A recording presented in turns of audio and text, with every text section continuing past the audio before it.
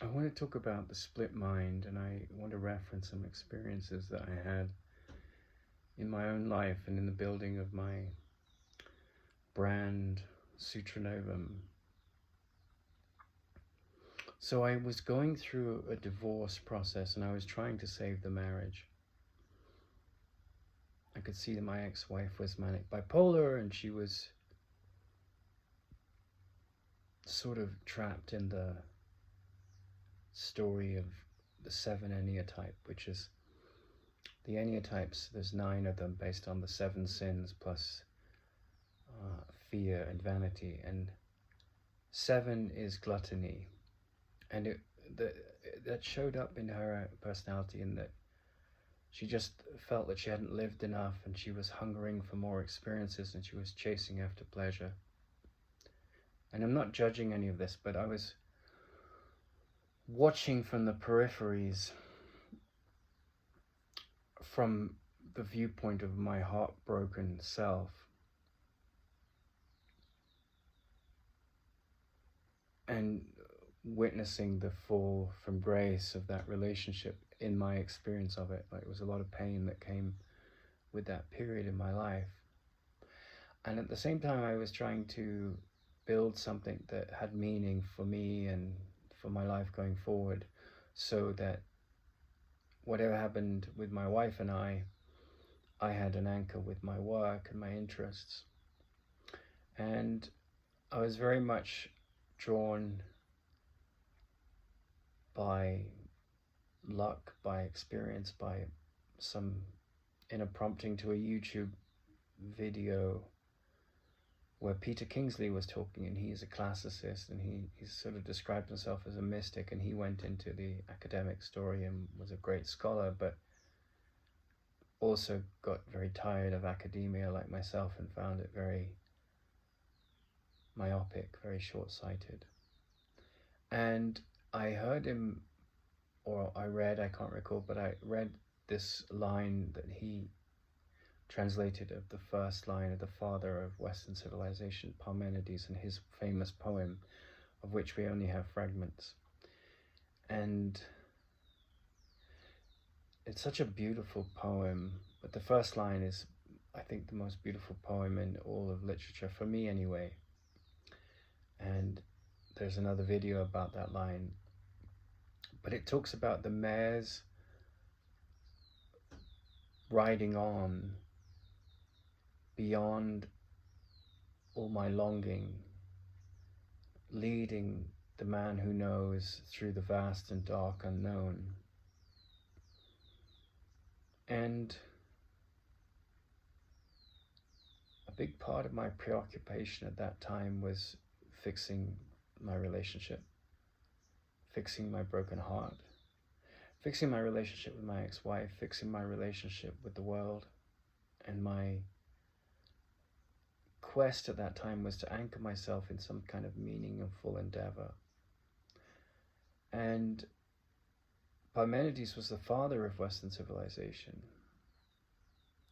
And a big practice of those days was to curl up in a ball, like in the fetus position, and to get very, very quiet and very, very still. And the mind could then travel in the astral body all over the universe. And I had an experience of this, and then I saw into the work of Nikola Tesla and the errors in Einstein's great achievements. And it's hard to find errors there, because you're at a level of such incredible intelligence. But anyone that finds an error in Einstein's work automatically wins a Nobel Prize, because his work was so groundbreaking. And there have been several Nobel Prizes born of those breakthroughs. And, you know, I had some experiences relating to a mathematician in my process of incubation that I tried one time, and it took me on a profound journey. But the split mind, I would say, is the ego mind, which wants to fix the world. And then there's, on the other side of it, this part of the mind which has gone beyond longing to fix the world and sees the world as perfect, even though it's full of imperfections. And I had this experience of like what I can only describe as sort of the sense of a supernova going off in my head. It wasn't painful, but it was in the middle of the night, and I just had this flash of light, and it was like one could call it an awakening experience. And any experience like that, the description I've just given, like a supernova going off in your head, that's a pretty good description, because a supernova is an exploding star, and it's so incomprehensible in terms of the energy that's generated. And if you look at like Ramana Maharshi, this great sage from South India, if you see the video footage of him walking, he's like shaking, like almost like he has Parkinson's or something, but he doesn't. And he described it, he said like what moved into this tiny minuscule body could be compared to an elephant walking into a shed, being, like not walking, but like a shed being, like if you had a way of magic to like just put the elephant inside the shed, like a tiny garden shed, the shed would split and break apart. And so my rational experience of it, remember Parmenides is the father of logic, but he didn't call it logic, it was called logos. And the logic of the world today is very much founded on rational thought. And that was only ever one aspect of Logos. Logos included a mystical element.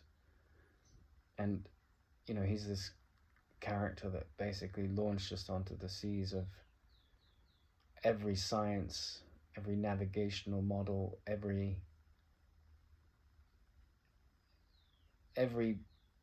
path in the world that we connect with civilization, whether it's jurisprudence or law. He was really the father of that. But at the same time, he was an incredible mystic. And he recognized that you could master nature, and there would be a long journey with that process where science would continuously evolve in its understanding of the nature of phenomena in the physical world. And technology would harness that evolution of science. But at the same time, he planted that seed. He also said that's not what it's really about. Like that's the relative use of mind to the relative world. But the absolute significance of the mind is to transcend longing. And that leads the man who knows, that quest to transcend longing leads the man who knows through the vast and dark unknown. And so I thought that, maybe my path was to fix certain things in the world at that time, and it didn't come from an egocentric point of view. It was like coming from, I want to give myself to meaning, I want to be useful. And I definitely had a sense that I was having the kind of experiences that Carl Jung experienced when he had sort of prophetic visions of the future. And, I was seeing I had extraordinary experiences in that garden where I was in Southern California, related and not traumatic, and quite peaceful and stunningly beautiful, and not triggered by any kind of substance that changes the mind. It was just in a very natural setting, in a natural state of mind. And so Sutranavam was very much about, let's fix the problems of agriculture, let's be a voice piece, a media company for looking at how to rethink fuel economy and things like that. And then what ended up happening was I realized that supernova wasn't necessarily to fix the world. It was to recognize that what everyone is looking for is a recalibration of their perception of their situation and of the world's situation. that doesn't negate or cancel out the need for relative change in politics, in attitudes. If you go back 100 years ago, most white people, if not all, would consider black people an inferior race. That, thank God, is no longer a predominant belief system. And the same goes for homosexuals. We've taken away the fear we've put onto them, and we've taken away the condemnation to a great extent. I've seen that in my lifetime, and that's wonderful. So attitudes in the world which are toxic do change, but new forms of toxic, perception come up. Like, these trends shift. The fundamental problem is in the mind, and then you see it shape-shifting from effect to effect. But as I understand the supernova now, it was an experience to point out that fixing the world is not what intelligence is mostly interested in. There is the relative use of intelligence to choose the right pot to cook with, to choose, the right place to go according to your budget when you travel, and how to travel. There is the use of intelligence in that way. But the real use of intelligence, the really important, absolutely vital use of intelligence, is to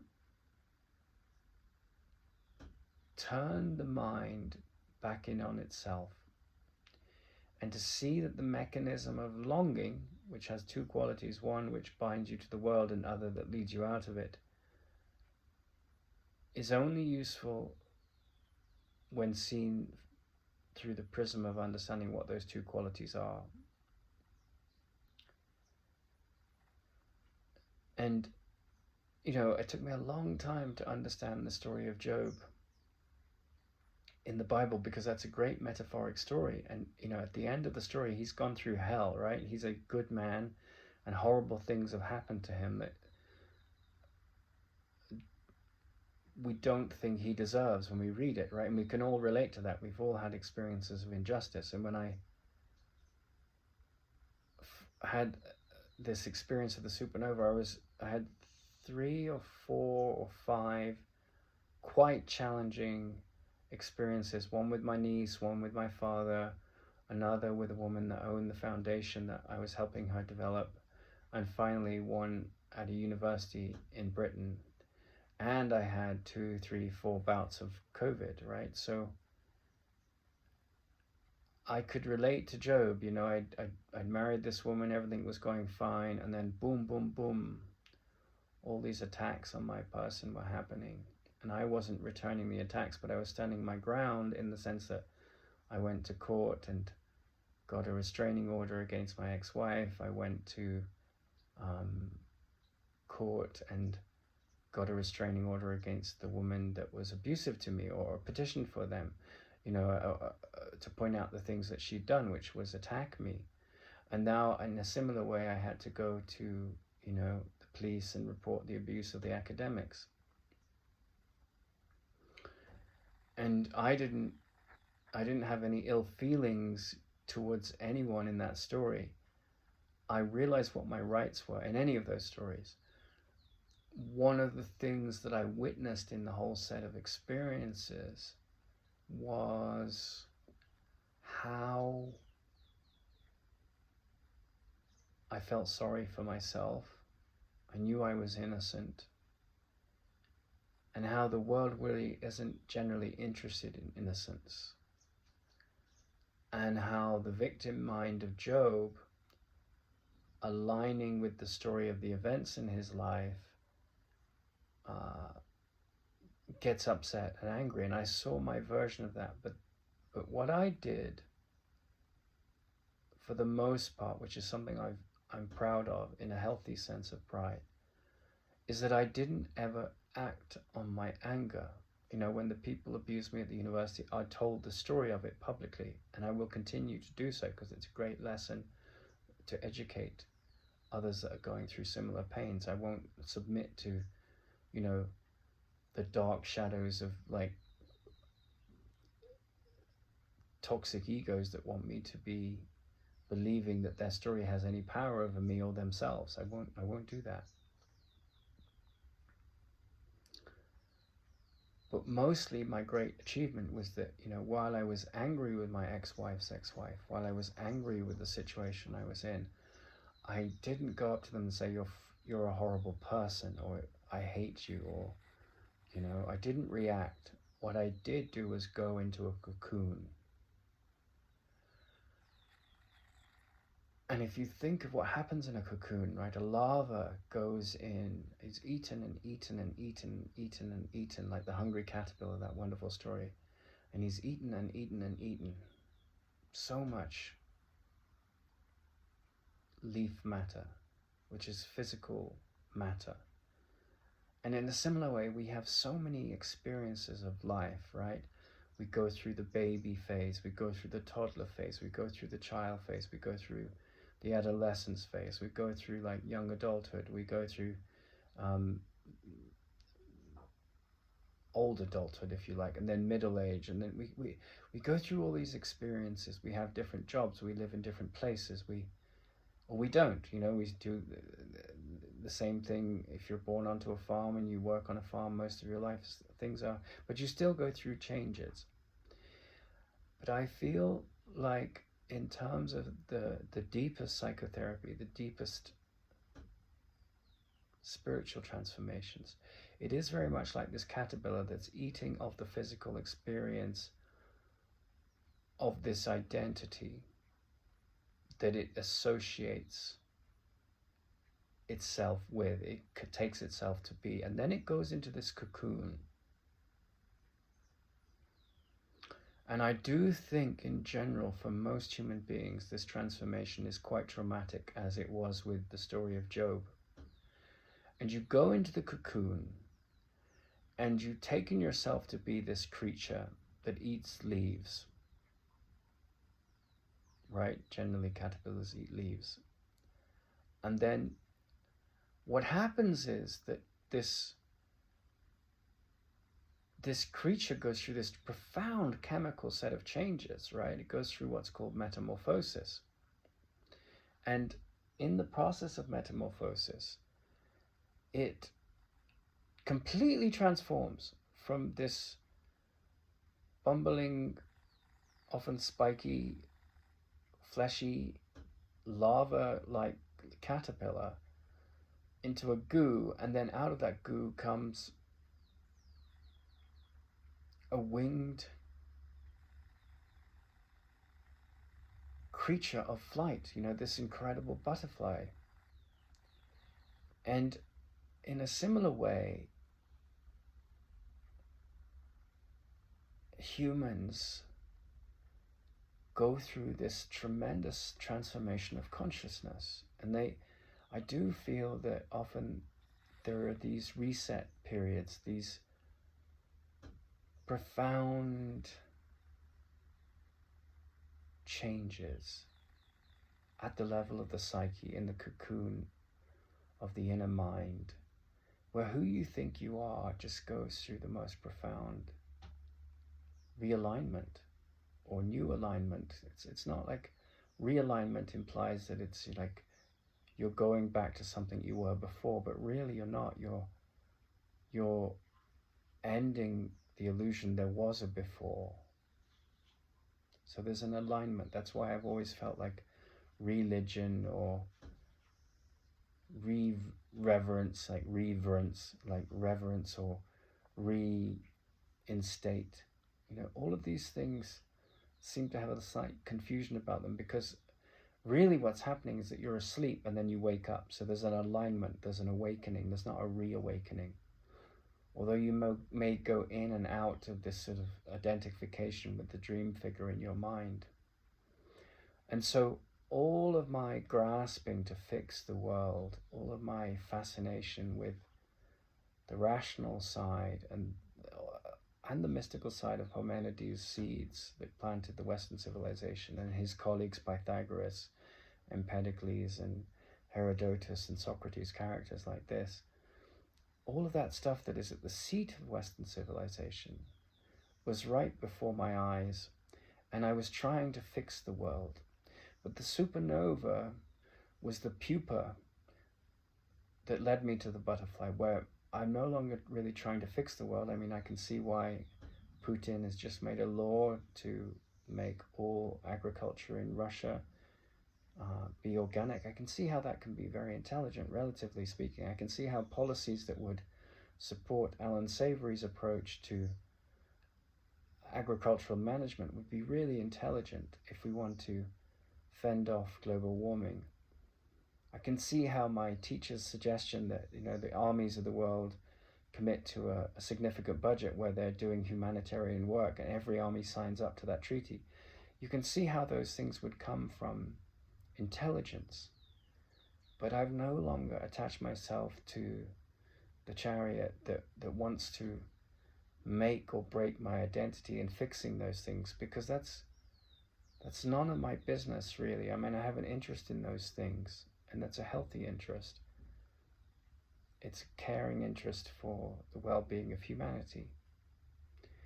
But at a deeper level, the supernova that I experienced that night was sort of the explosion of the need to really settle down into filtering what is the split mind and where I'm going to put my attention henceforth.